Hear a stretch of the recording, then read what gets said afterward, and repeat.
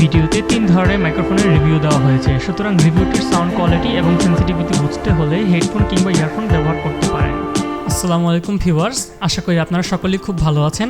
আমি মাহমুদ হাসান ঈশান, আপনারা দেখছেন Eashan3B। আজকে আপনাদের সাথে 3 ধরনের মাইক্রোফোন নিয়ে আমি আলোচনা করব। তার মধ্যে সর্বপ্রথম যে মাইক্রোফোনটি নিয়ে আলোচনা করব সেটি হচ্ছে একটি কন্ডেন্সার মাইক্রোফোন।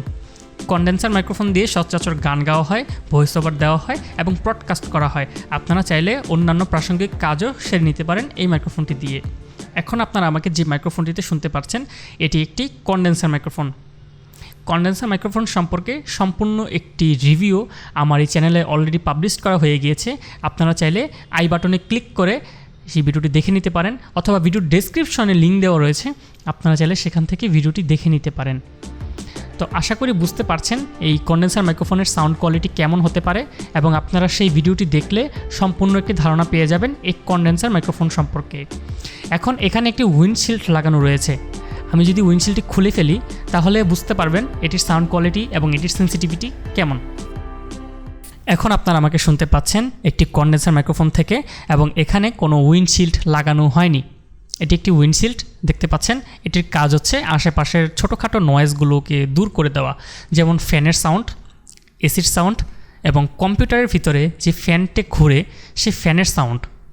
আশা করি বুঝতে পেরেছেন এই মাইক্রোফোনটি কেমন এবং এটির সেন্সিটিভিটি এবং সাউন্ড কোয়ালিটি কেমন। আপনারা আই বাটনে ক্লিক করে এই মাইক্রোফোনটির সম্পূর্ণ রিভিউ দেখে নিতে পারেন এবং দেখে জানতে পারবেন এই মাইক্রোফোনটির সাউন্ড কোয়ালিটি, সেন্সিটিভিটি কেমন। তো চলুন আর কথা না বাড়িয়ে আমরা দ্বিতীয় মাইক্রোফোনটিতে সুইচ করছি। এখন আপনারা আমাকে শুনতে পাচ্ছেন একটি ডাইনামিক মাইক্রোফোন থেকে। ডাইনামিক মাইক্রোফোন মূলত লাইভ পারফরমেন্সের ক্ষেত্রে ব্যবহার করা হয়। আপনারা হয়তো অনেক সময় খেয়াল করে থাকবেন, শিল্পীরা যখন স্টেজে উঠে গান গায় তখন এই ধরনের ডাইনামিক মাইক্রোফোন ব্যবহার করে থাকে।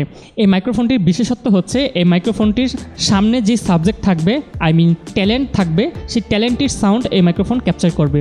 পেছনের সাউন্ড এবং বাড়তি কোনো সাউন্ড এই মাইক্রোফোন ক্যাপচার করবে না। যদি ইনস্ট্রুমেন্টের কথা বলা হয় তাহলে আমি খেয়াল করেছি ড্রামসের ক্ষেত্রে এই ধরনের মাইক্রোফোন ব্যবহার করা হয়। যখন ড্রামস বাজানো হয় তখন এই ধরনের মাইক্রোফোন ব্যবহার করা হয়ে থাকে, যেন ডান পাশ এবং বাম পাশ এবং পেছন থেকে অন্যান্য ইনস্ট্রুমেন্টের সাউন্ড যেন এই পর্যন্ত এসে না পৌঁছায়।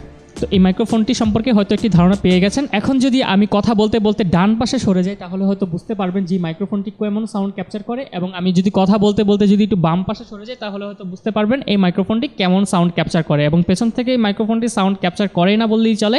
যেমন আমি যদি এখন একটু তুড়ি দেই, আপনারা হয়তো বুঝতে পারলেন যে এই মাইক্রোফোনটি পেছন থেকে সাউন্ড ক্যাপচার করে না। আপনারা এই মাইক্রোফোনটি যতটা সামনে থেকে কথা বলবেন ঠিক ততটাই ক্রিস্টাল ক্লিয়ার সাউন্ড আপনারা পেয়ে যাবেন এই মাইক্রোফোনটি থেকে। আমি এই মাইক্রোফোনটি ঠিক সামনে থেকে কথা বলছি। এখন আপনারা আমাকে শুনতে পাচ্ছেন একটি ডাইনামিক মাইক্রোফোন থেকে। ডাইনামিক মাইক্রোফোনটি উইন্ডশিল্ড এবং আমার ঠোঁট প্রায় লেগে যাচ্ছে এরকম একটি দ্রুত থেকে আমি কথা বলছি। হয়তো বুঝতে পারছেন কেমন সাউন্ড প্রডিউস করছে মাইক্রোফোনটি। আমি যদি কথা বলতে বলতে একটু পিছনে সরে যাই তাহলে হয়তো বুঝতে পারবেন এই মাইক্রোফোনটি কেমন ধরনের সাউন্ড ক্যাপচার, এবং আমি কথা বলতে বলতে যদি একটু সামনে চলে আসি তাহলে সাউন্ড আবার ঠিক আগের মতো আপনারা শুনতে পাবেন। তো জেনে গেলেন এই মাইক্রোফোনটি সম্পর্কে। এই মাইক্রোফোনটি একটি ডাইনামিক মাইক্রোফোন। এই মাইক্রোফোনটির মডেল হচ্ছে সনি NC650। আশা করি আপনারা এই মাইক্রোফোনটি সম্পর্কে একটি ধারণা পেয়ে গেছেন কোন কাজে এই মাইক্রোফোনটি ব্যবহার করা হয়, মাইক্রোফোনটির সাউন্ড কোয়ালিটি এবং মাইক্রোফোনটির সেন্সিটিভিটি কেমন। তো চলুন এখন আর কথা না বাড়িয়ে আমরা তৃতীয় যে মাইক্রোফোনটি রয়েছে সেই মাইক্রোফোনে সুইচ করি। এখন আপনারা আমাকে শুনতে পাচ্ছেন একটি লেভিলিয়ার মাইক্রোফোন থেকে, যার মডেল হচ্ছে বয়া BY-M1। এটি বহুল জনপ্রিয় একটি মাইক্রোফোন। সকল ইউটিউবারদের জন্য এটি একটি আদর্শ মাইক্রোফোন, এবং আপনারা আমাকে শুনতে পাচ্ছেন বয়া BY-M1 থেকে।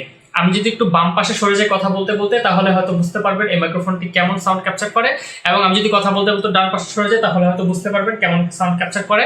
যেহেতু এটি আপনাদের জামার সাথে ক্লিপ করা, সো আপনারা উঠে বসে ডানে বামে দাঁড়িয়ে যে কোনোভাবে আপনারা সাউন্ড রেকর্ড করতে পারেন। আশা করি বুঝতে পারছেন কেমন একটি সাউন্ড এই মাইক্রোফোন থেকে আমরা পাচ্ছি। তো এই ছিল আজকের ভিডিও। যদি ভিডিওটি ভালো লেগে থাকে তাহলে ভিডিওটিতে অবশ্যই একটি লাইক দিয়ে আমার পরবর্তী ভিডিও বানানোর অনুপ্রেরণা কয়েক গুণ বাড়িয়ে দিতে পারেন। আর আমার চ্যানেলে সাবস্ক্রাইব করতে একদমই ভুলবেন না। দেখা হচ্ছে পরবর্তী কোনো এক ভিডিওতে।